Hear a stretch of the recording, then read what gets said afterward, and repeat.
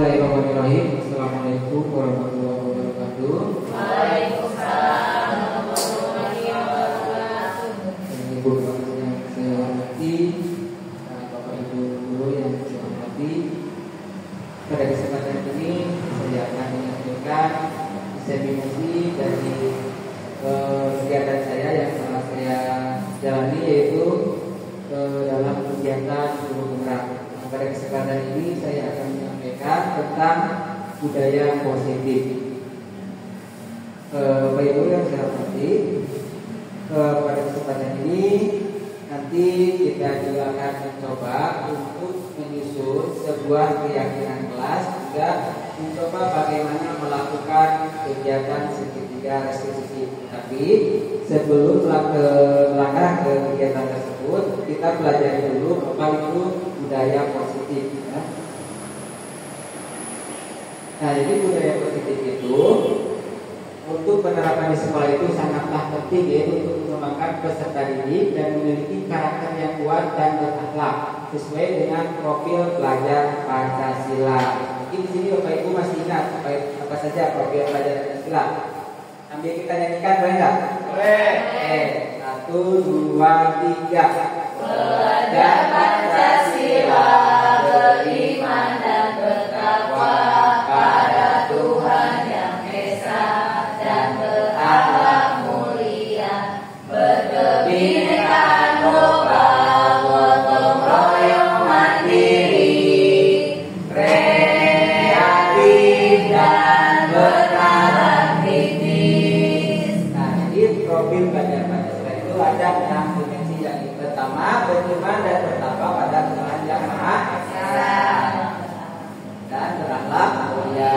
Yang kedua, berkebinekaan lokal. Yang ketiga, keempat, mandiri. Kelima, kreatif. Dan yang terakhir, bernalar kritis. Nah, jadi dalam budaya positif ini adalah sangat baik sekali untuk menerapkan karakter profil pelajar Pancasila.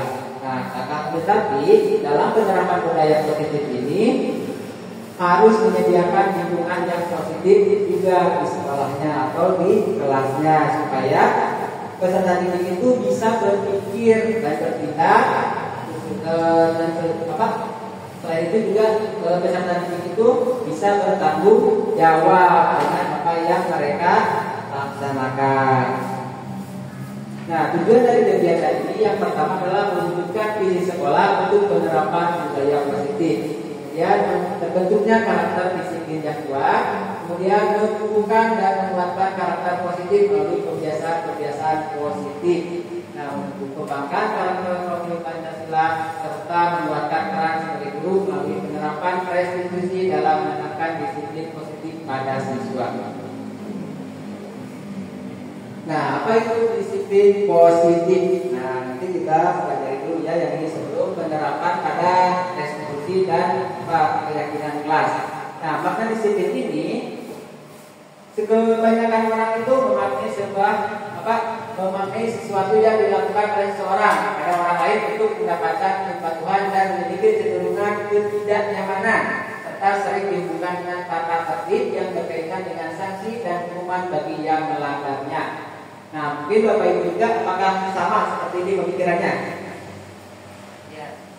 Nah, mungkin kebanyakan memang seperti ini ya, kalau melakukan disiplin, yaitu ada hubungannya dengan sanksi hukuman serta dengan adanya tata tertib atau peraturan.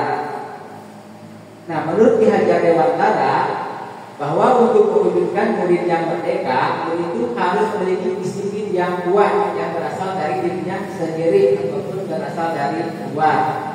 Nah, di sini menurut Ki Hajar Dewantara itu juga di mana ada kemerdekaan, disitulah harus ada disiplin yang kuat. Sungguhpun disiplin itu bersifat self disiplin, yaitu kita sendiri yang mewajibkan kita dengan sekeras-kerasnya. Tetapi itu sama saja, sebab jika kita tidak cakap melakukan self disiplin, wajiblah penguasa lain mendisiplinkan diri kita.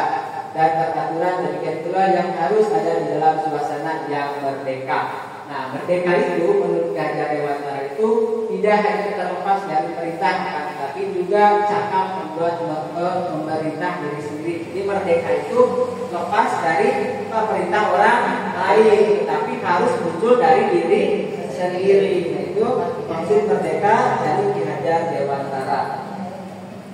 Selanjutnya, menurut Dian Bosler, dalam bukunya Restitusi School Disiplin menyatakan bahwa arti asli dari kata disiplin juga berkonotasi dengan disiplin diri dari murid-murid yang dapat membuat seorang menggali potensinya menuju kepada sebuah tujuan, sesuatu yang dihargai dan bermakna. Nah, bagaimana cara kita mengontrol diri dan bagaimana menguasai diri untuk memilih tindakan yang mengacu pada nilai-nilai yang kita hargai. Dengan kata lain, seorang yang memiliki disiplin diri berarti mereka bisa bertanggung jawab terhadap apa yang dilakukannya karena mereka berdasarkan tindakan mereka pada nilai-nilai kebajikan universal. Nah, itu menurut Dian Bosler ya. Nah, selanjutnya, disiplin positif itu adalah suatu pendekatan untuk menerapkan disiplin dari dalam diri anak tanpa hukuman dan hadiah. Nah, jadi disiplin itu murni muncul dari dirinya sendiri. Nah, itu adalah disiplin positif. Nah, murid yang memiliki disiplin positif akan memiliki motivasi internal yang tinggi dalam motivasi diri untuk melakukan tindakan yang sesuai dengan nilai-nilai kebajikan universal. Nah, itu adalah tentang disiplin positif. Nah, selanjutnya tentang tadi dalam disiplin positif itu harus sesuai dengan kebajikan universal. Nah, apa saja kebajikan universal? Nah, nilai kebajikan itu adalah sifat positif manusia yang merupakan tujuan mulia yang ingin dicapai setiap individu. Nilai kebajikan universal merupakan nilai kebajikan yang disepakati bersama, lepas dari suku, bangsa, agama, bahasa, maupun latar belakangnya. Nah, nilai ini merupakan payung besar dari sikap yang perilaku kita atau nilai-nilai merupakan fondasi kita berperilaku. Mungkin Bapak Ibu tahu kebajikan universal. Maka mungkin sudah tahu apa saja kebajikan universal? Keadilan. Yang lagi, ya, keselamatan, tanggung jawab, kejujuran, ya, kasih sayang, komitmen. Nah, itu dan lain-lainnya banyak sekali ya. Itu nilai kebajikan universal. Jadi universal itu bahwa telah disepakati oleh bersama ya. Nah, selanjutnya itu tentang teori motivasi. Karena dalam menerapkan disiplin positif kita harus tahu dulu motivasi yang muncul dari siswa ya. Nah, nanti kita pelajari teori motivasi, hukuman, penghargaan, dan restitusi. Nah, ada 3 motivasi perilaku manusia. Yang pertama adalah untuk menghindari ketidaknyamanan atau hukuman. Nah, di sini ya. Biasanya orang yang memotivasi perilakunya untuk menghindari hukuman atau ketidaknyamanan. Nah, sekarang kita tanya pada diri sendiri, apakah selama ini motivasi diri kita itu apakah hanya menghindari ketidaknyamanan atau hukuman, misalkan dalam bekerja? Mungkin tidak ya. Kalau kita itu mudah-mudahan motivasi kita itu sudah tinggi ya, kalau itu muncul dari diri, sudah muncul dari diri sendiri ya. Nah, itu karena apa? Karena di sini kalau untuk menghindari ketidaknyamanan atau hukuman itu motivasi paling rendah manusia ya, karena rasa takut saja mau melakukan sesuatu ya. Kemudian yang kedua, untuk mendapatkan imbalan atau penghargaan dari orang lain. Nah, orang berperilaku untuk mendapatkan imbalan atau penghargaan dari orang lain. Jadi ini motivasi dari tengah-tengah. Nah, karena adanya imbalan baru kita mau melakukan. Nah, itu karena adanya imbalan, itu adalah motivasi yang kedua. Kemudian yang ketiga yaitu motivasi yang paling tinggi dari diri manusia itu, dari perilaku manusia itu untuk menjadi orang yang mereka inginkan dan menghargai diri sendiri dengan nilai-nilai yang mereka percaya. Motivasi yang akan membuat seseorang memiliki disiplin positif karena motivasi berperilakunya bersifat internal bukan eksternal.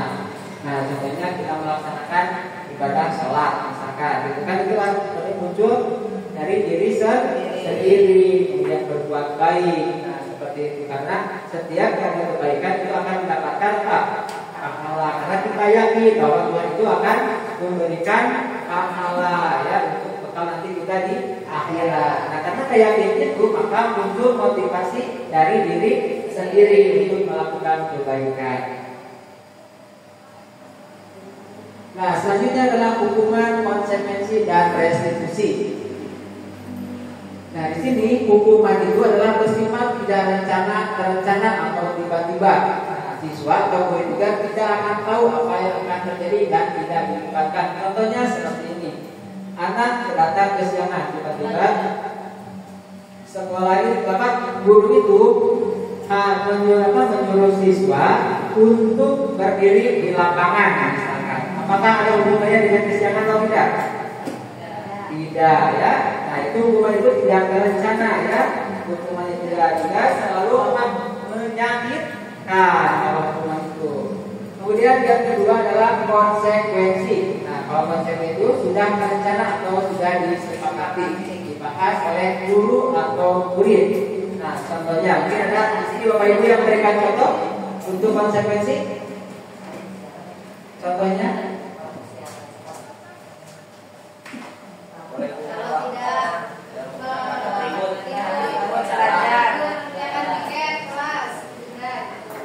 kalau tidak mengerjakan tiket kelas didenda.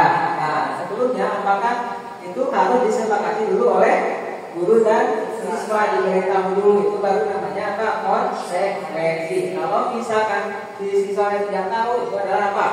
Hukuman. Ya. Nah, jadi konsekuensi itu sebetulnya itu harus ada hubungannya dengan kesalahan siswa atau dari perbuatan siswa. Ya. Misalkan datang kesiangan ada saat mata pelajaran matematika. Jadi si siswa itu konsekuensinya apa? Tidak bisa mengikuti pelajaran. Nah, itu adalah namanya konsekuensi. Beda dengan hukuman. Hukuman itu biasanya tidak sesuai dengan kesalahan siswa. Tadi datang terlambat, tapi hukumannya harus berdiri atau harus membersihkan WC. Itu adalah hukuman. Jadi ada hukuman itu ada sifatnya berupa yang menyakitkan bagi siswa, baik itu melalui secara fisik maupun secara verbal, dicarekan misalnya, itu adalah hukuman ya. Kemudian yang ketiga adalah restitusi. Itu merupakan proses kolaboratif yang mengajarkan murid untuk mencari solusi untuk masalah mereka. Beda lagi dengan restitusi. Kalau restitusi itu kalau misalkan ada siswa yang melanggar atau tidak mematuhi aturan, nah nanti dikembalikan lagi solusinya itu kepada siswa supaya mereka bisa memperbaiki dirinya sendiri. Bukan guru yang menyuruh untuk memperbaikinya, tapi siswa sendiri yang sadar untuk memperbaikinya. Itu namanya restitusi. Nah, selanjutnya adalah dihukum oleh penghargaan. Nah, menurut Bapak Ibu, apakah penghargaan Bapak Ibu merupakan hukuman atau bukan? Hukuman atau bukan? Misalkan diberi uang karena melakukan sesuatu, apakah itu hukuman atau bukan? Hukuman atau motivasi? Motivasi. Nah, sekarang kita pelajari dihukum oleh penghargaan. Penghargaan maupun hukuman adalah cara yang mengontrol perilaku seorang yang menghancurkan potensi untuk pembelajaran yang sesungguhnya. Jadi di sini penghargaan itu bisa menghancurkan potensi siswa ya untuk mendapatkan pembelajaran yang sesungguhnya. Nah, Alpikor mengungkapkan bahwa tindakan memberikan penghargaan nilainya sama dengan menghukum seseorang. Nah, ini berdasarkan dari penelitian Alpikor bahwa ketika kita memberikan penghargaan itu sama dengan kita memberi hukuman seperti itu. Nah, sekarang kita pelajari lebih lanjut kenapa jadi juara terus dapat hadiah apa itu juga hukuman. Nah, nanti terus kita dia berprestasi juga dapat hadiah apa itu hukuman gitu kan. Nah, ya cukup. Nanti kita pelajari apakah masuk hukuman pemberian penghargaan itu hukumannya seperti apa ya. Nanti kita pelajari karena apa? Karena penghargaan itu hanya bersifatnya itu sementara. Sedangkan kalau pembelajaran yang sesungguhnya itu akan bersifat selamanya ya, itu bedanya. Ya, masalahnya gini kan untuk memotivasi siswa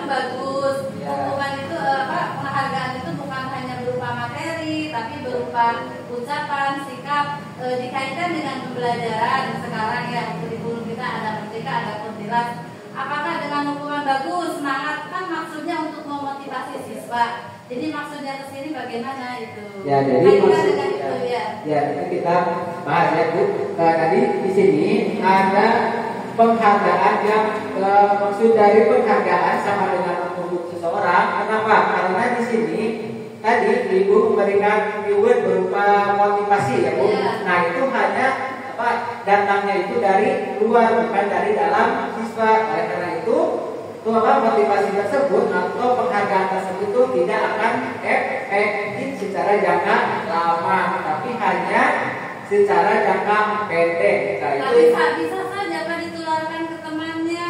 Oh, dapat penghargaan, jadi saya juga termotivasi untuk melakukan seperti itu. Mamanya matematika nilainya 100. Bagaimana saya harus mendapatkan 100 supaya saya mendapatkan motivasi dari guru, dapat penghargaan, dapat pujian. Ya, apakah itu juga tidak ada menularkan kebaikan, menularkan motivasi? Ya, menularkan motivasi, tetapi nanti tahunnya si anak itu ketergantungan dari motivasi tersebut karena nanti dari luar bukan dari dalam dirinya sendiri. Berarti kalau begitu jangan memberikan reward apapun kepada siswa. Nah, bukan jangan memberikan reward apapun, nanti kita sesuaikan dulu, harus disesuaikan dengan keadaan. Nah, jadi tidak selamanya memberikan motivasi itu salah. Nah, tetapi kita itu harus mengetahui mana yang lebih baik untuk siswa tersebut. Kalau pengen secara jangka pendek hanya waktu itu saja, boleh kita memberikan penghargaan, boleh seperti itu. Tapi untuk jangka lama, untuk agar muncul dari siswa itu sendiri, maka mungkin ada yang lain dari agar mereka itu bisa belajar untuk bertanggung jawab pada dirinya sendiri. Seperti kita melaksanakan sholat gitu, seperti itu. Jadi sholat menjadi sebuah kebutuhan. Jadi reward itu bukan tidak boleh, tapi nah kita lihat mana yang lebih efektif untuk siswa tersebut karena kemungkinan akan berbeda-beda. Contoh misalkan seperti ini. Siswa di ranking 1 kemudian diberikan hadiah. Nah, selanjutnya yang ranking kedua tidak diberikan hadiah. Nah, itu penghargaan itu bisa merusak dua yang ranking kedua tidak mendapatkan hadiah. Nah, seperti hukumannya seperti itu. Jadi belum tentu bisa semua penghargaan itu bisa efektif. Nah, seperti itu, Bu. Tapi bagaimana dengan sekarang yang sudah terjadi, yang memang terjadi di kita di sekolah ya? Semua rata-rata dimanapun sekarang itu sudah marak bahwa yang namanya prestasi 1, 2, 3 ada penghargaan, hadiah termasuk di sekolah kita. Nah, Bapak selaku sekarang calon guru penggerak di sini, apakah Bapak bisa memberikan pengertian seperti itu atau bagaimana solusinya seperti yang terjadi? Ya, seperti yang telah dijelaskan bahwa tidak semua penghargaan itu merupakan hukuman, tapi jangkanya itu apakah kan karena penghargaan itu hanya jangka pendek saja seperti itu. Nah, nanti di sini ada penjelasannya. Nah, dihukum oleh penghargaan itu adalah karena apa? Karena penghargaan itu efektif jika menginginkan seseorang melakukan sesuatu yang kita inginkan dalam jangka waktu yang pendek. Nah, jadi bukan jangka waktu yang panjang. Jadi karena penghargaan itu. Nah, jadi kalau misalkan kita memberikan selalu penghargaan, kita itu nanti takutnya siswa itu menjadi ketagihan dengan penghargaan tersebut. Ketika kita tidak memberi penghargaan, maka siswa itu motivasinya akan hilang karena munculnya penghargaan itu merupakan motivasi dari luar bukan dari dalam dirinya sendiri. Kalau kita hubungkan dengan penghargaan seperti yang kita lakukan, misalkan untuk memberikan hadiah pada ranking 1, ranking 2, ranking 3, nah kan niatnya kita itu bukan untuk selamanya, tetapi hanya sebagai penghargaan untuk sementara supaya motivasi mereka itu bisa bukan motivasinya bukan untuk selamanya, tetapi untuk pada saat itu saja penghargaannya seperti itu. Jadi mungkin untuk nanti kelas 4 saja gitu. Nanti kalau misalkan dari naik kelas 3 dapat hadiah, naik ke kelas 4, nah seperti itu. Jadi untuk motivasinya hanya untuk seperti itu. Nanti ke depannya belum tentu apakah kita itu bisa memberikan hadiah lagi atau tidak. Takutnya nanti jangka panjangnya jadi siswa itu akan tergantungan dari dari hadiah tersebut. Kemudian ada juga misalkan kan setiap siswa itu kemampuannya itu kadang-kadang tidak sama. Nah, kemudian bagaimana dengan si siswa yang kemampuannya kurang gitu? Nah, apakah Bapak Ibu memberikan hadiahnya atau tidak? Nah, harusnya kalau hadir si siswa tersebut yang kemampuannya berbeda, kita kalau kita secara akademik yang ini mah berbeda, nah Bapak Ibu juga harus memberikan reward seperti itu agar juga sama-sama termotivasi. Jadi jangan hanya yang 1, 2, 3 saja, tapi yang lainnya juga harus mendapatkan. Nah, seperti itu adalah motivasi secara eksternal, tapi jangkanya jangka waktu yang pendek. Nah, kemungkinan kalau misalkan yang ranking 1, 2, 3 mendapat, kemudian yang ranking 4 bagaimana? Kalau misalkan tidak mendapatkan reward. Nah, bisa juga sebetulnya untuk memberikan reward itu bukan hanya dengan hadiah, tapi dengan ucapan juga kan, bisa dengan selamat atau bagaimana. Itu kan di rapor itu kan ada kata-kata dari dulu. Nah, silakan berikan motivasi reward dari melalui kata-kata juga seperti itu. Nah, selanjutnya jika kita menggunakan penghargaan lagi dan lagi, maka orang tersebut akan bergantung pada penghargaan yang diberikan serta kehilangan motivasi dari dalam. Nah, seperti tadi kalau kita terlalu sering memberikannya penghargaan, maka motivasinya itu akan hilang yang dari dalam dirinya.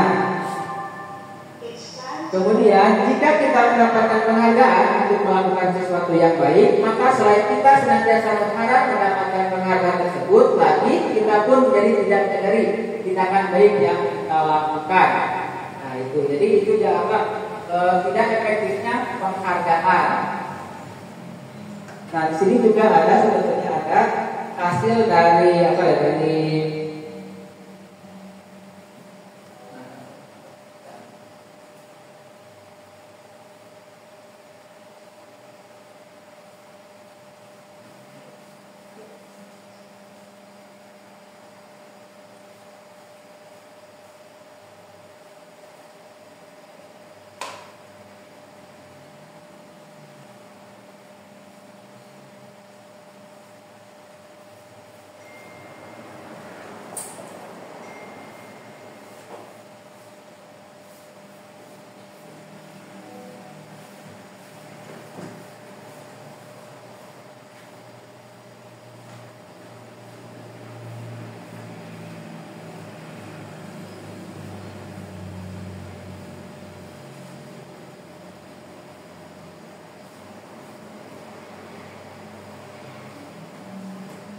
Jadi Pak Endang bukan dikasih reward atau penghargaan supaya anak itu tumbuh dari dirinya sendiri.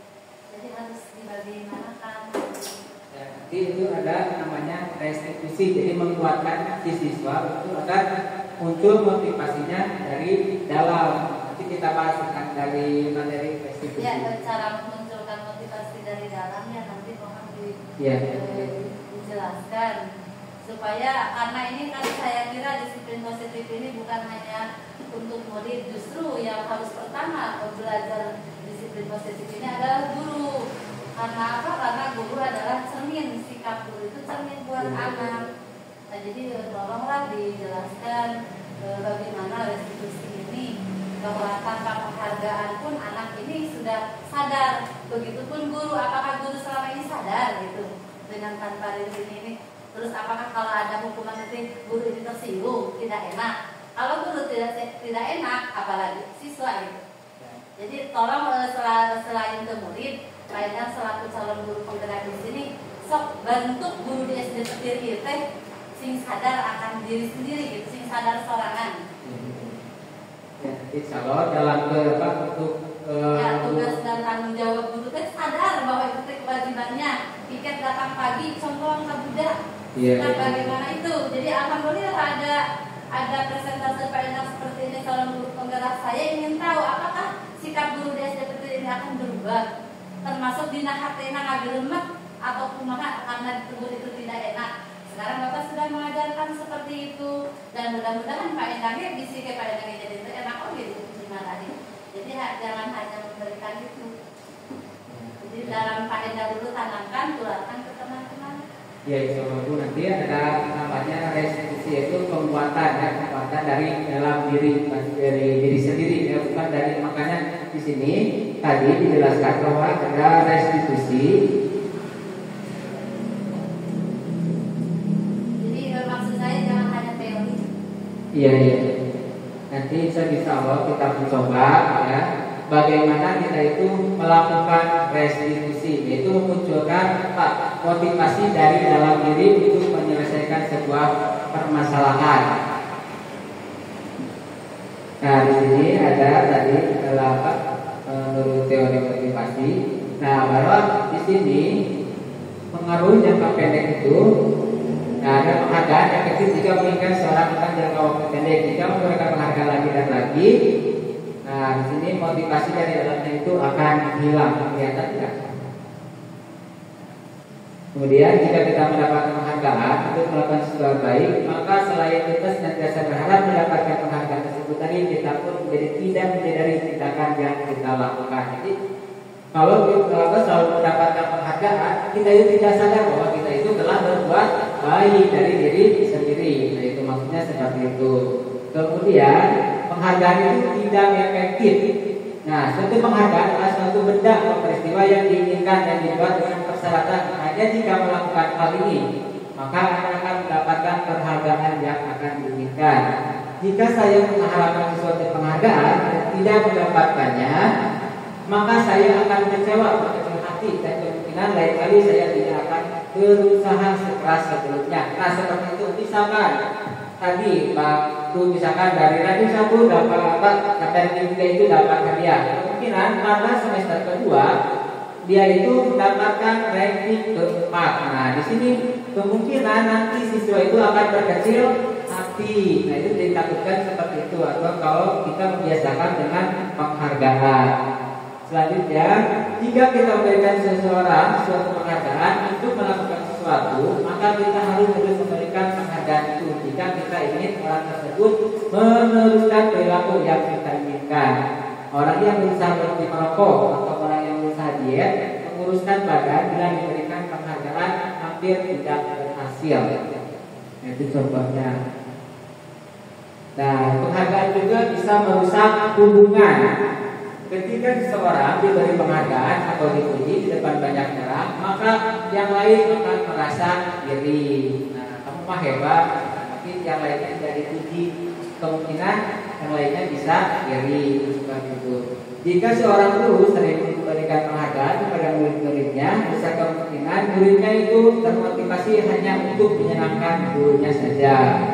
Penghargaan menciptakan persaingan di dalam kelas dan persaingan menciptakan kecemasan. Ini yang kemungkinan seperti ini, bahwa yang dikatakan bahwa dihukum oleh penghargaan itu karena keefektifannya dari penghargaan tersebut. Nah, selanjutnya penghargaan juga dapat mengurangi kecepatan.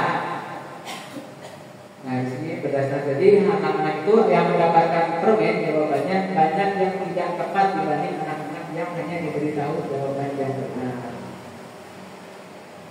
Nah, juga penghargaan itu bisa menurunkan kualitas ya. Selanjutnya penghargaan bisa mematikan kreativitas.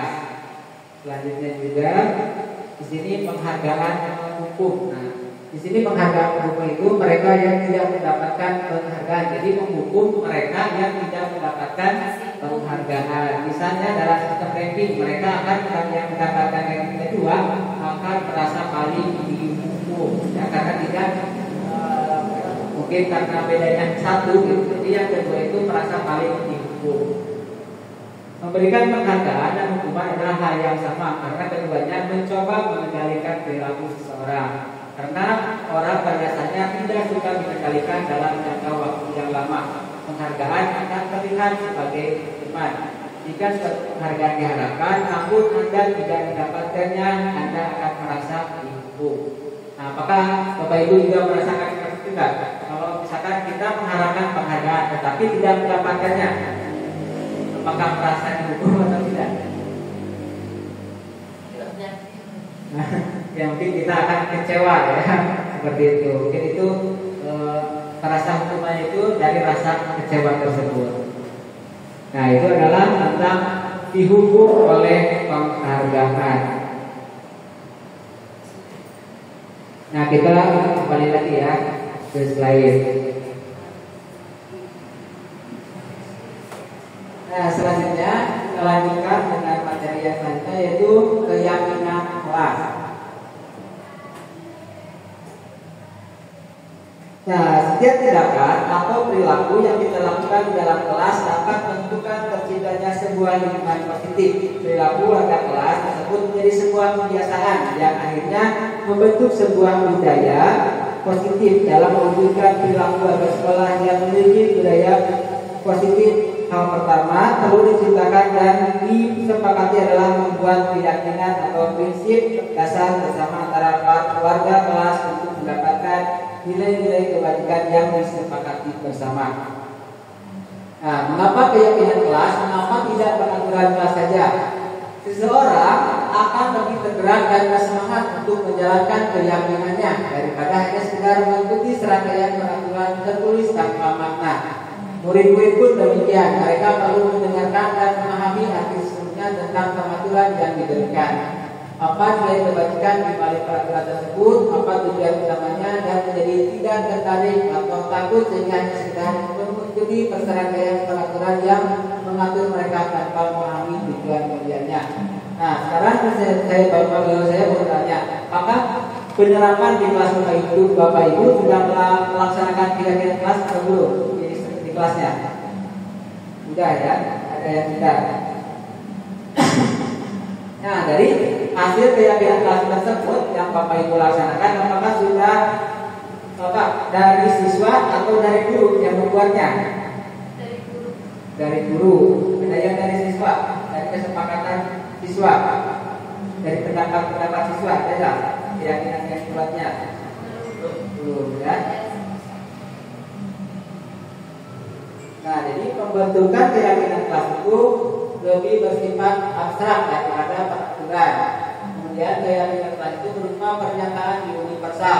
Kemudian pernyataan keyakinan kelas senantiasa dibuat dalam bentuk kalimat positif. Keyakinan kelas hanya tidak terlalu banyak sehingga mudah diingat dan dipahami oleh semua warga kelas. Keyakinan kelas sebaiknya sesuatu yang dapat diterapkan di lingkungan tersebut. Kemudian semua warga kelas hendaknya untuk ikut berkontribusi dalam pembuatan keyakinan kelas lewat kegiatan curah pendapat dan bersedia meninjau kembali keyakinan kelas dari waktu ke waktu. Nah, ini pembentukan kelas itu harus seperti ini ya. Nah, bagaimana cara membuatnya? Yang pertama, warga sekolah atau murid harus bercurah pendapat tentang peraturan yang perlu disepakati di sekolah atau di kelas. Nah, jadi ini kesepakatan pendapat dari siswa itu harus dikumpulkan untuk membentuk sebuah peraturan di kelas. Kemudian mencatat semua masukan murid. Setelah itu keyakinan kelas itu kalau sudah dibuat, maka semua warga kelas itu harus disetujui, ditandatangani ya oleh guru dan siswa agar sebagai apa? Kesepakatan ya. Keyakinan sekolah atau kelas selanjutnya diletakkan di dinding kelas, tempat yang mudah dilihat semua warga kelas. Nah, dari keyakinan kelas Bapak Ibu disimpannya di mana? Di dinding kelas. Nah, jadi supaya terlihat oleh warga kelas ya, Bapak Ibu menyimpannya. Nah, di sini contoh keyakinan kelas. Nah, contoh untuk kelas 1, kelihatan nggak?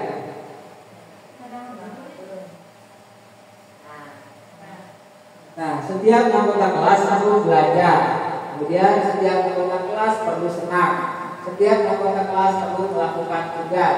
Setiap anggota kelas perlu saling menghargai. Setiap anggota kelas perlu merasa aman. Jadi tidak terlalu banyak, tidak usah banyak sampai buru-buru gitu dan peraturan ya. Itu kalau banyak itu biasanya peraturan. Tapi kalau keadaan kelas itu cukup 15 juga sudah bagus ya.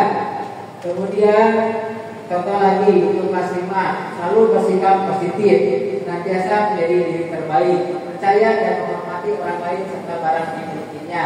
Kemudian berkomitmen terhadap setiap tugas, senantiasa membantu. Nah, di sini keyakinan kelas. Coba misalkan kita amati dari kelas 1 dulu.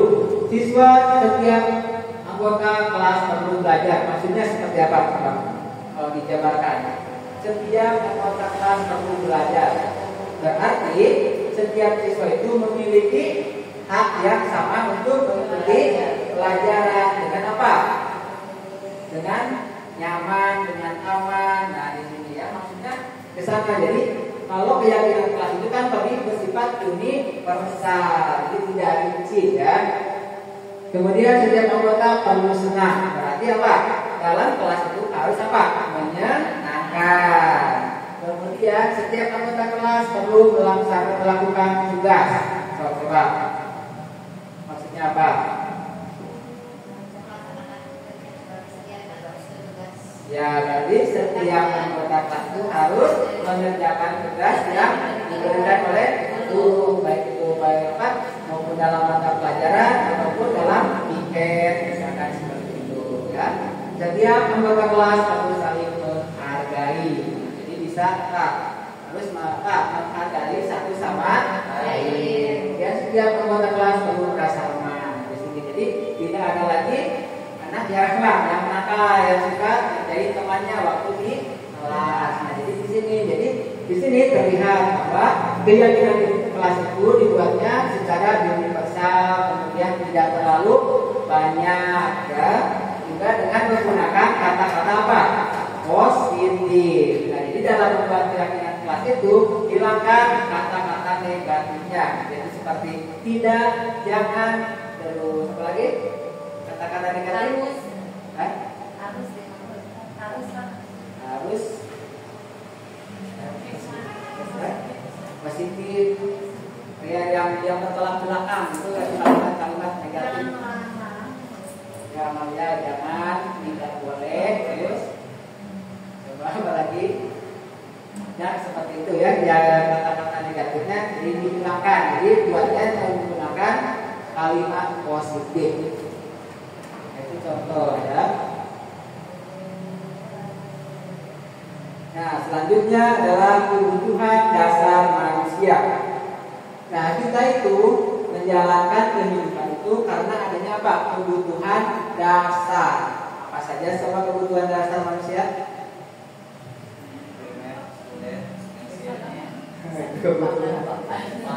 Iya betul, itu kan kebutuhan dasar salah satunya ya, makanan, minuman. Nah, selain itu ada lagi kasih sayang. Nah, itu kebutuhan dasar manusia. Jadi seluruh tindakan manusia itu memiliki tujuan tertentu. Semua yang kita lakukan adalah usaha terbaik kita untuk mendapatkan apa yang kita inginkan. Ketika seorang murid melakukan satu perbuatan yang bertentangan dengan nilai-nilai kebajikan atau melanggar peraturan, hal itu sebenarnya karena mereka gagal memenuhi kebutuhan dasar mereka. Contoh, saya bilang besok dulu baik misalkan. Berarti ada hal apa? Kebutuhan dasar yang belum terpenuhi di sekolahnya, ya, atau di rumahnya, betul ya. Di rumah maupun di sekolah atau di lingkungannya ya. Nah, apa saja kebutuhan dasarnya itu? Yang pertama bertahan hidup, kemudian ada lagi kasih sayang yang diterima. Nah, contohnya kita tadi yang bisa ngajak belut, mungkin ada kurangnya kasih sayang. Kemudian kebebasan, kesenangan dan kepuasaan. Itu adalah kebutuhan dasar manusia. Nah, yang pertama kebutuhan bertahan hidup. Kebutuhan bertahan hidup adalah kebutuhan yang bersifat fisiologis untuk bertahan hidup, misalnya kesehatan, rumah, makanan. Nah, itu adalah kebutuhan bertahan hidup. Yang kedua, kasih sayang dan rasa diterima. Nah, kebutuhan ini untuk disayangi dan diterima meliputi kebutuhan akan hubungan dan koneksi sosial, kebutuhan untuk memberi dan menerima kasih sayang, dan kebutuhan untuk merasa menjadi bagian dari suatu kelompok. Anak-anak memiliki kebutuhan dasar kasih sayang dan rasa diterima yang tinggi. Biasanya ingin disukai dan diterima oleh lingkungannya. Ada nggak mencapai di kelasnya? Ada yang membutuhkan kasih sayang nggak? Yang kurang kasih sayang? Itu adalah kebutuhan dasarnya. Jadi kita harus tahu dulu apa kebutuhan dasar siswa sebelum kita menyalahkan siswa tersebut. Misalkan seperti di kelas 2 itu kalau yang lain belajar kecil itu beda sendiri ya. Mungkin ada kebutuhan dasarnya yang belum terpenuhi baik itu di rumahnya maupun di sekolah. Yang ketiga, kekuasaan. Kekuasaan ini berhubungan dengan kekuatan untuk mencapai sesuatu. Jadi kompeten, jadi terampil, diakui atas prestasi dan keterampilan kita, didengarkan dan memiliki rasa harga diri. Nah, anak-anak yang berkebutuhan dasar akan permasalahan yang tinggi biasanya selalu ingin menjadi pemimpin. Mereka juga suka mengamati sebelum mencoba hal-hal baru dan merasa kecewa bila melakukan kesalahan. Ini tentang kebutuhan dasar kekuasaan. Yang keempat, kebebasan. Kebutuhan untuk bebas dalam kebutuhan akan kemandirian, ekonomi, memiliki pilihan dan mampu mengendalikan alam hidup seseorang. Anak-anak dengan kebutuhan kebebasan yang tinggi menginginkan pilihan. Mereka perlu banyak bergerak, suka mencoba-coba, tidak terlalu terpengaruh oleh orang lain dan senang mencoba hal baru dan menarik. Nah, ini kebutuhan dasar kebebasan. Dan kebutuhan dasar yang terakhir adalah kesenangan. Nah, jadi kebutuhan dasar itu kesenangan, yang terakhir adalah kesenangan. Jadi mereka itu harus merasa senang, ya, mereka harus merasa senang, bebas, kemudian merasa tadi disayangi juga, sama, karena kita semua itu memiliki kebutuhan dasar seperti itu, ya. Kebutuhan akan kesenangan adalah kebutuhan untuk mencari kesenangan, bermain dan tertawa. Anak-anak dengan kebutuhan dasar kesenangan yang tinggi biasanya ingin menikmati apa yang dilakukan. Mereka juga bisa berkonsentrasi tinggi saat mengerjakan hal-hal yang disenangi. Jadi ketika kita mengajar di kelas itu juga harus menyenangkan, ya. Karena ada kebutuhan dasarnya.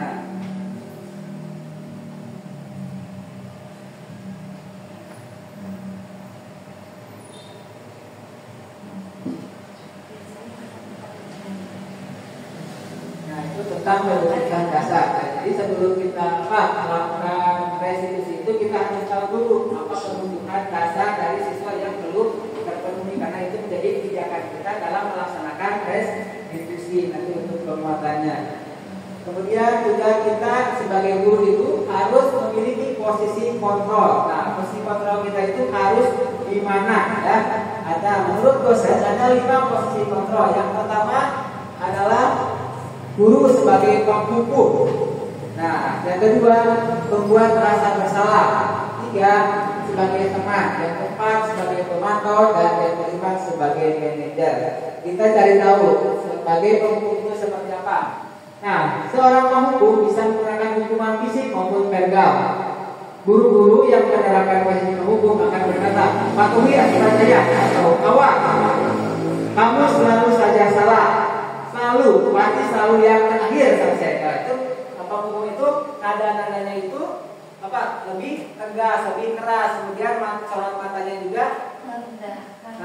melotot. Nah, itu sebagai posisi sebagai penghukum, ya. Nah, guru seperti ini senantiasa percaya hanya ada satu cara agar pelajaran bisa berhasil, yaitu cara dia sendiri, cara guru tersebut. Nah, ini sebagai penghukum. Nah, di sini apakah Bapak Ibu bagaimana penghukum atau bukan? Nah, mudah-mudahan bukan, ya. Nah, selanjutnya adalah posisi membuat merasa bersalah. Pada posisi ini biasanya guru akan bersuara lebih lembut. Nah, kalau tadi Bapak penghukum itu tegas, ya, keras. Nah, kalau merasa bersalah itu lebih lembut, ya. Membuat merasa bersalah akan menggunakan keheningan dan membuat orang lain tidak nyaman bersalah atau rendah diri. Kata yang keluar dari lembut akan sering, ibu sangat kecewa sekali dengan kamu. Nah, jadi seperti itu. Jadi memang orang tinggalin pakai ujung aja, dan dulu kan ada observasi, ya.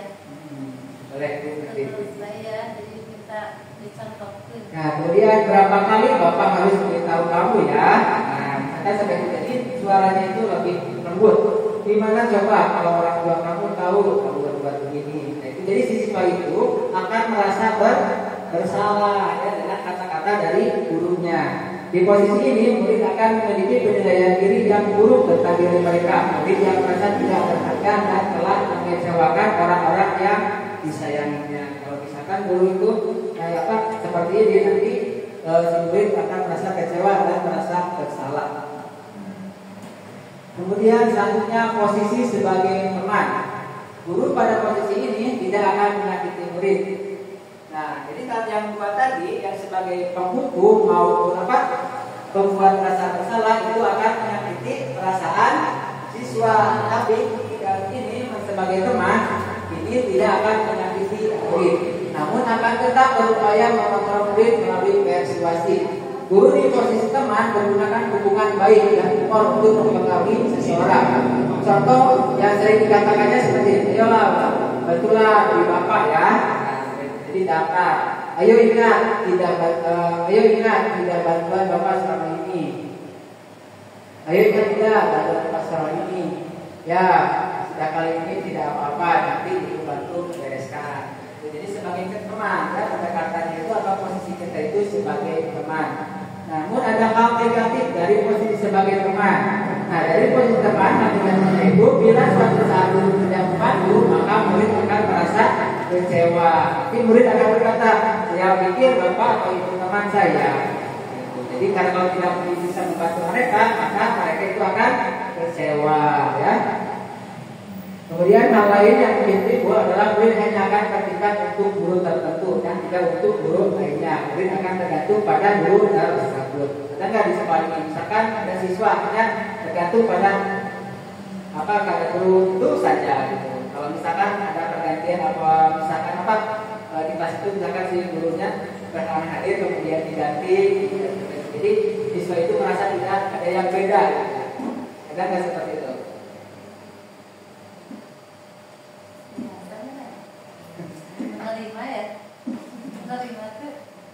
Selanjutnya adalah memantau. Pada posisi pemantau, kita bertanggung jawab atas perilaku orang-orang yang kita awasi berdasarkan peraturan dan konsekuensi. Pernyataan yang saya diajukan pemantau adalah peraturannya apa ya? Apa yang telah dilakukan, sanksi atau konsekuensinya apa?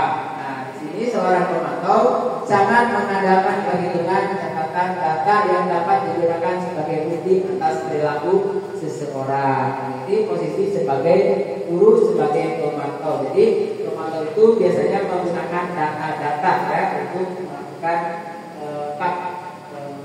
konsekuensi. Nah, kalau misalkan di siswa melakukan kesalahan 3 kali, jadi si guru itu harus memiliki catatan itu sebagai posisi pemantau.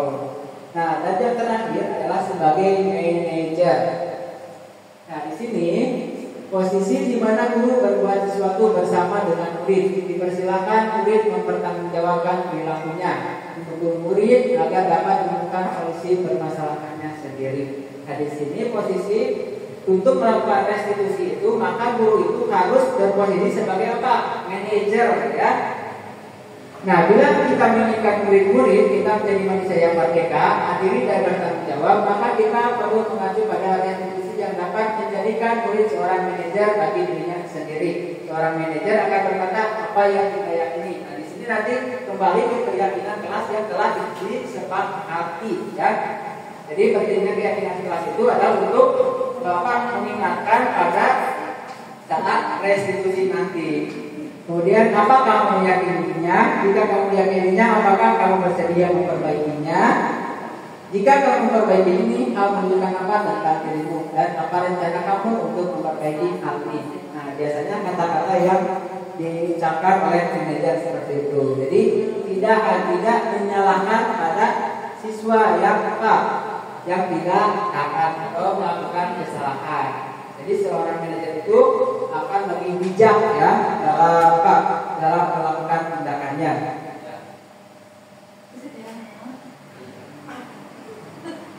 Nah, selanjutnya adalah terakhir adalah tentang segitiga restitusi. Nah, di sini hal yang ujungnya itu adalah melakukan restitusi melalui 3 tahapan, yaitu segitiga restitusi. Nah, di sini segitiga restitusi ini adalah sebuah proses yang menciptakan kondisi bagi peserta didik untuk memperbaiki kesalahan mereka sehingga mereka dapat kembali ke kelompok mereka dengan karakter yang lebih kuat. Nah, di sini bukan hanya untuk siswa saja, untuk kita sebagai guru, untuk orang tua juga bisa melakukan dengan segitiga restitusi ini, ya. Nah, bagaimana cara melakukan restitusi melalui segitiga restitusi? Nah, yang pertama adalah harus menstabilkan identitas. Nah, kenapa? Karena setiap orang kalau misalkan seperti ini. Nah, kebutuhan dasar manusia manusia itu setiap manusia itu kalau melakukan tindakan atau kesalahan atau juga apa yang dilakukan itu pasti memiliki tujuan tertentu untuk memenuhi apa tadi kebutuhan dasar ya. Nah kalau misalkan kebutuhannya tidak terpenuhi, nah maka di sini bagian dasar segitiga ini memiliki tujuan untuk merubah orang yang gagal karena telah berbuat kesalahan menjadi orang yang sukses. Nah, di sini kita harus menstabilkan identitas terlebih dahulu, membuat suasana itu tenang, nyaman, dimengerti. Jadi misalkan kalau siswa membuat salah itu, kita harus menenangkan dulu ya, jangan terus menyalahkan. Nah nanti kenapa? Karena itu kalau misalkan terus menyalahkan itu tidak akan masuk ke bagian restitusinya ya, karena dari awal kalau terus menyalahkan maka si anak itu akan merasa sudah gagal. Jadi kita tidak bisa melakukan restitusi. Jadi harus menenangkan, distabilkan dulu si siswanya supaya tenang. Jadi di sini kita harus mengerti, memahami siswa kenapa mereka melakukan kesalahan. Jadi jangan dulu disalahkan ya. Nah, kita harus meyakinkan mereka dengan menggunakan kalimat seperti ini. Nah, tidak ada manusia yang sempurna. Saya juga pernah melakukan kesalahan seperti itu. Berbuat salah itu tidak apa-apa. Tidak ada manusia yang sempurna. Kita bisa menyelesaikan ini. Nah, menurut Bapak Ibu, dengan kata-kata seperti itu, apakah bisa membuat diri kita tenang? Kalau misalkan kita telah berbuat salah, kalau misalkan kita buat kesalahan, kemudian kita ada anak yang buat salah, kemudian kita mengucapkan kata-kata tersebut. Jadi jangan dulu menyalahkan, karena pasti yang dilakukannya itu punya alasan, ya. Jangan bosan-bosan untuk mengingatkan anak gitu ya. Ya betul. Meskipun gagal itu benar terus ya, cuma juga karena juga manusia Pak. Yang pertama itu harus memahami siswa ya.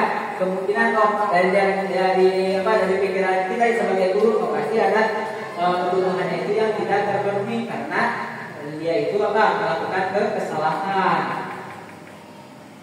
Jadi harus ditenangkan dulu, jangan saya marah-marah terus gitu. Jadi sebelum kita melakukan restitusi, kita harus stabilkan dulu siapa orang yang akan restitusinya. Kelas ilmu saya Pak guru apakah meninggalkan kelas apa selalu ada di kelas sebelum jam pelajaran akhir? Ya seharusnya. Teori Bapak dinilai sesuai dengan disiplin positif. Ya seharusnya kalau guru itu harus ada di kelas.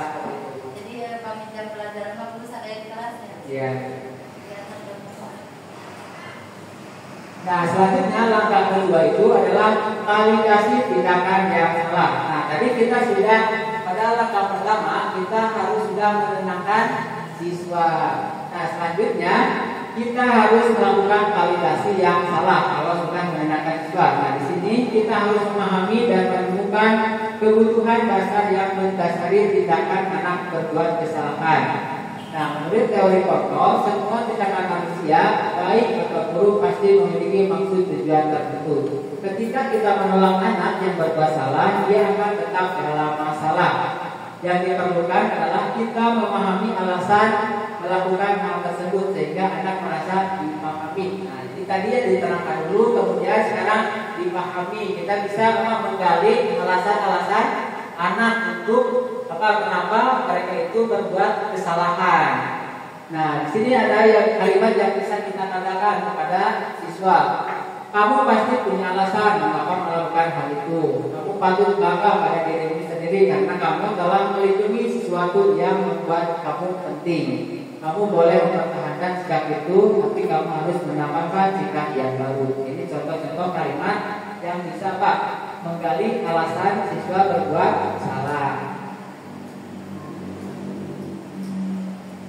Kemudian yang terakhir, langkah terakhir adalah menanyakan keyakinan. Nah, ketika langkah 1 dan langkah 2 sudah dilakukan, maka anak akan siap untuk dihubungkan dengan nilai yang dia percaya dan berpindah menjadi orang yang dia inginkan. Penting menanyakan tentang kehidupan ke depan yang dia kita bisa mengungkapkan kalimat berikut.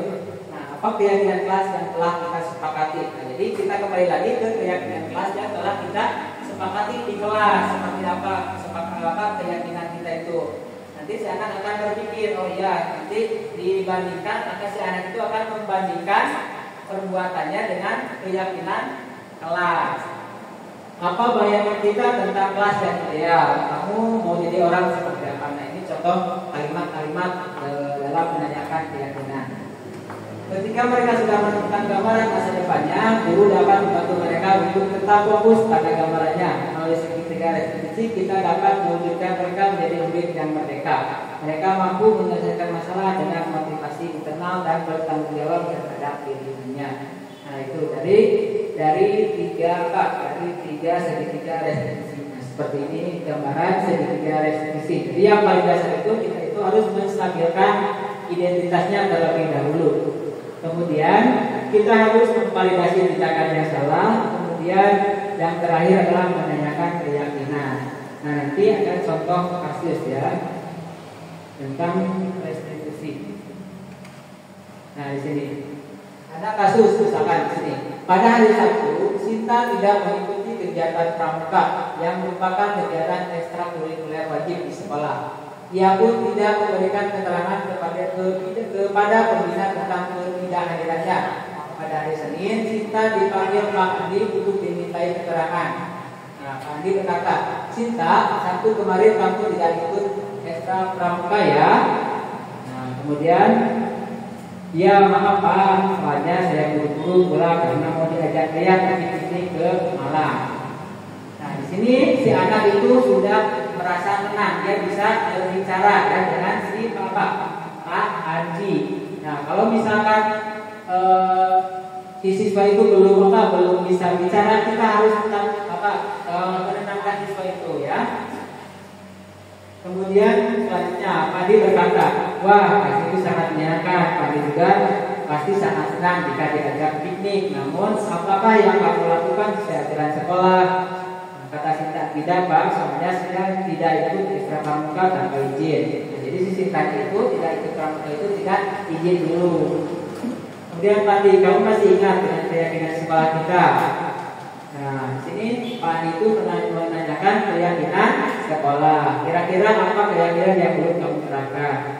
Kita tertib mengikuti kegiatan sekolah, Pak. Nah, Padi berkata, nah kira-kira apa yang kamu lakukan agar kamu bisa menerapkan apa yang sudah kamu yakini? Nah, selanjutnya di Sinta, saya bisa minta izin kepada pembina pramuka. Padi mungkin ada yang lain. Saya mengikuti ekstra dulu, baru ikut ajakan ayah. Nah, kata Padi, nah berarti kamu sudah paham bahwa kita harus nanti ke sekolah ya. Iya Pak, insya Allah saya akan cerita lebih lagi. Nah, sekarang kita analisis dari contoh ini. Coba tahap menstabilkan identitasnya yang mana? Si Pandi. Ketika berbicara tentang apa? Yang ini. Ya, kita baru kemarin kamu tidak ikut ekstra pramuka ya. Nah, sini ya, si Pak Ade itu melakukan tahap identitas, menenangkan identitas. Kemudian tahap kedua, dari tahap kedua itu apa? Validasi tindakan yang salah. Nah, memvalidasi tindakan yang salah. Coba Pak Ade yang mana? Yang ketika memvalidasi tindakan yang salah. Yang mana coba?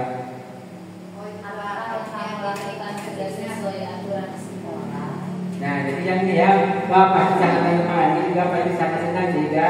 Jadi, namun apakah kamu sudah sesuai aturan sekolah? Nah, ini yang tahap apa?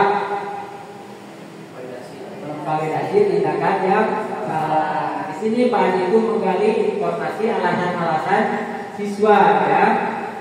Nah, kemudian maka Pak itu melakukan menanyakan keyakinan terakhir. Nah, di sini. Nah, kemudian saran restitusinya itu di sini si Sinta, apakah solusinya itu muncul dari Padi atau dari si Sinta?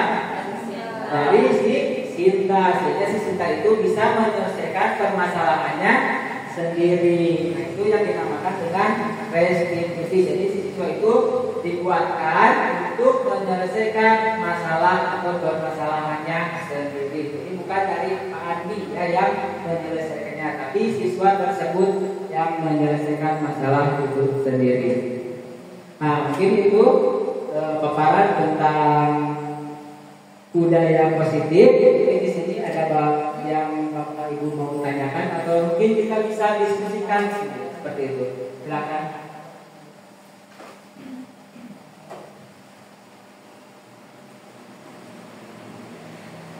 Bapak kan program dari awal ya, budaya positif diterapkan di kelas dulu, di sekolah rencananya apa gitu. Sekarang kan ke rekan-rekan di sini. Ya betul. Nanti di sini untuk penerapan budaya positif di sekolah, mungkin saya akan mulainya dari kelas dulu ya. Yang pertama yang saya terapkan itu adalah nanti untuk tahun ajaran baru, mungkin dari awal kita buat dulu keyakinan kelas. Kemudian di sini kita sambil melakukan restitusi kepada siswa ya. Mencoba dengan apa? Dengan ya kita mencoba dulu dari hal-hal yang kecil ya seperti itu. Karena kenapa? Karena di sini untuk melakukan restitusi itu tidak semuanya bisa lancar ya. Di sini coba misalkan ada siswa ya, misalkan kalau kita pakai untuk mengungkapkan saja menanyakan kesalahannya, dia tetap saja tidak mengaku seperti itu. Nah, tidak mau bisa bicara itu juga ada. Nah, itu adalah tantangan bagi kita dalam melaksanakan restitusi.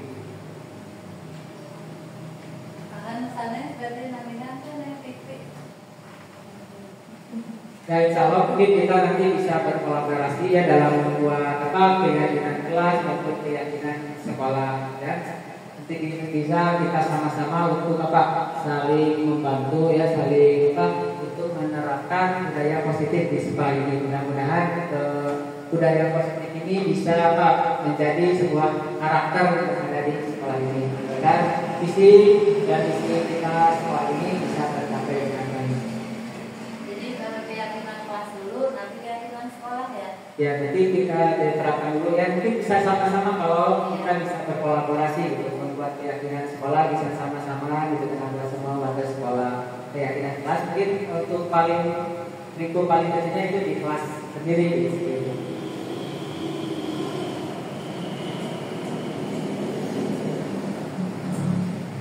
Mungkin ada teman lain yang mau bertanya atau kita berdiskusi gitu. Mungkin dalam pengalaman kalau melakukan restitusi itu, mungkin Bapak Ibu juga sudah melaksanakannya, tetapi tidak menyadari tentang langkahnya. Coba kalau misalkan ada anak yang misalkan di kelas itu ada yang berkelahi, apakah langsung dicairkan atau enggak? Nah, itu kan sudah melakukan restitusi, itu berakhir langkah untuk menstabilkan identitas, tapi tidak menyadari ya bahwa kita itu telah melakukan restitusi. Tapi kalau misalkan langsung ngambek kemana?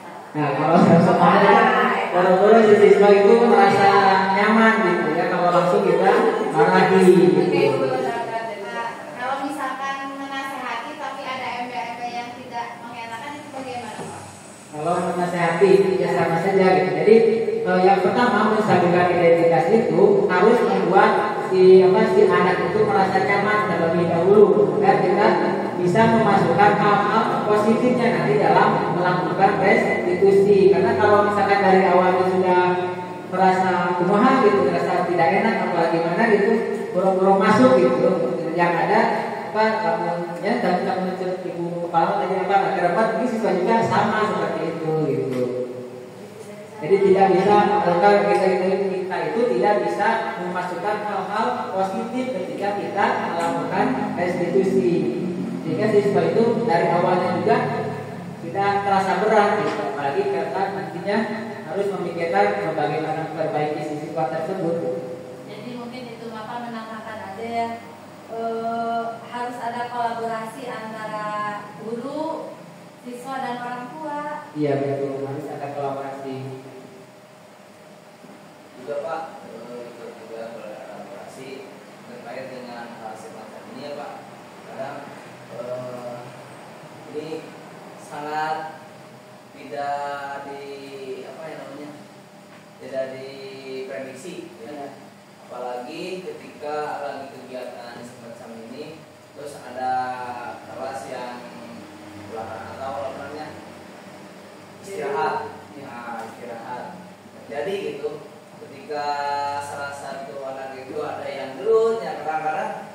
sebagai guru penanggung jawab itu kan posisinya lagi ngambok ya, muncul ya pikiran, emosi dan sebagainya. Jelas nantinya kita teh kalah kayak emosi, maka ningali dina ya apa di sekolah SMP ya, kayak guru BK panggilannya. Jadi salah satunya bisalah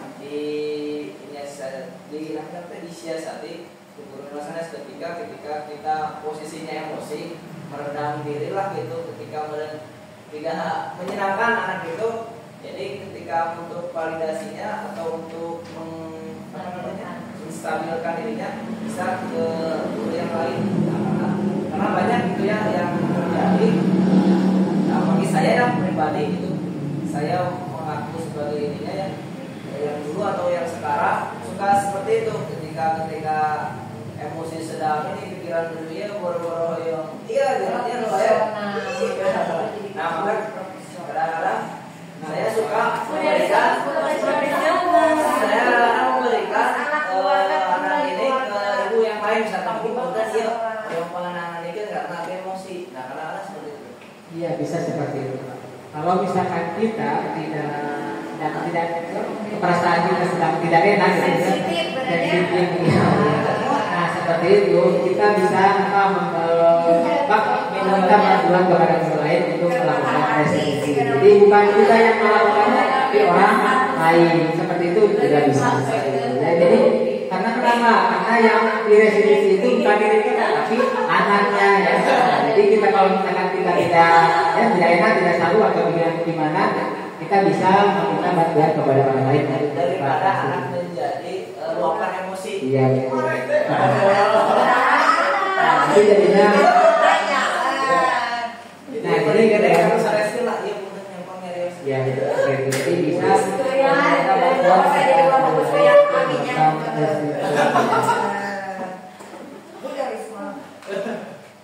Ya mungkin itu saja karena sudah siang.